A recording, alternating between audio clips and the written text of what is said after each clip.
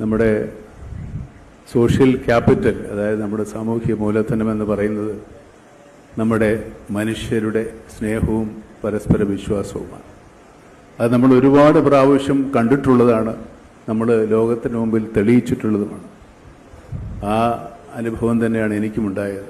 എനിക്ക് വേണ്ടി പ്രാർത്ഥിക്കാത്ത, എനിക്ക് വേണ്ടി പള്ളിയിൽ ഒരു മെഴുകുതിരി കത്തിക്കാത്ത, ഒരു വഴിപാട് കഴിക്കാത്ത, ഒരു സമയം പ്രാർത്ഥിക്കുമ്പോൾ എനിക്ക് വേണ്ടി ദുആ ചെയ്യാത്ത മലയാളികളില്ല എങ്ങും. അതെനിക്ക് പരിപൂർണ ബോധ്യമാണ്. എന്നെപ്പറ്റി ഒരുപാട് ആരോപണങ്ങളുണ്ട്.